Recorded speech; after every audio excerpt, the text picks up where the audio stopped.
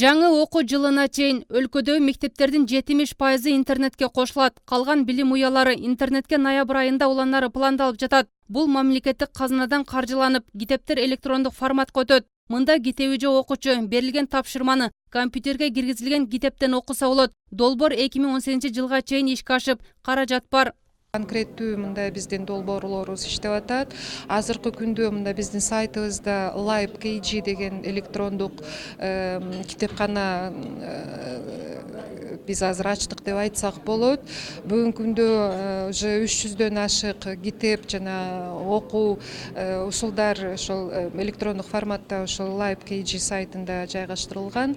Бул кадам мамлекеттин таза коом программасынын негизинде ишке ашып, электрондоштурууга өкмөттүн бардык түзүмү кирет. Алгачкы кадамдын жыйынтыгы ушул жылдын октябрь айында чыгып, мамлекеттик органдардан алынуучу аныктамалардын 20 түрү система аркылуу берилет. Каражат алууга бизнес өкүлдөрү тартылып, Кытайдын айрым компаниялары жаңы техникалар менен бөлүшөт. Кыргызстандын көп жылдык өнүгүү планын колдойбуз. Биз өзүбүздүн тажрыйбабыз менен бөлүшүп, бизде чыккан жаңы технологиялар менен кызматташууга даярбыз. Учурда эки өлкө ортосунда сүйлөшүү жүрүп жатат. Эң негизгиси кызматташуу дагы улантылса, акча жагынан да жардам беришибиз ыктымал. Электрондук ыкма социалдык кызматтардын ишин жеңилдетип, коррупцияны ооздуктайт. Анткени ар бир мамлекеттик ишканаларга камералар коюлуп, көзөмөл болот. Мисалы, ишкерлерге уруксат кагаздарды берүү онлайн түрүндө иштейт. Алгачкы кадам Бишкек Ош шаарында башталып, 2020-жылга чейин өлкөнүн бардык аймагын камтыйт. По инициативе руководства страны в июне месяце планируется. Бул долбоорду ишке ашыруу албетте оңой эмес. Бул үчүн каражат керек. Ошондуктан июнь айында донорлордун конференциясын өткөрүүнү пландап жатабыз. Мында биз менен иштеше турган компанияларды тандап, 2018-жылга чейин өлкө аймагын жаңы технология менен камсыздайбыз.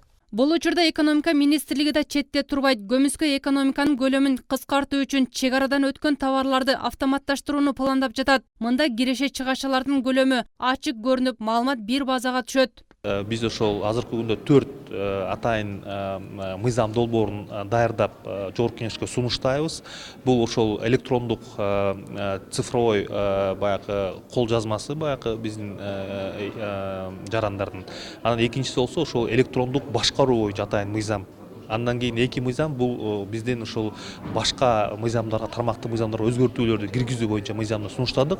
Бул 4 мыйзам ошол таза коомду ишке ашырууга жардам берет да. Электрондук өкмөттү ишке ашыруу үчүн болжол менен 200 миллион АКШ доллары керектелиши мүмкүн. Буга жаңы заманбап жабдыктар сатып алынып, 50 миңге жакын IT адистерин окутуп даярдоо зарыл. Алар бул тармактын кыймылдаткычы аталып, чет элдик кесипкөйлөргө болгон көз карандылык жоюларын адистер айтат. Гүлзара Бакаева, Азамат Иманов, Ынтымак, Бишкек шаары.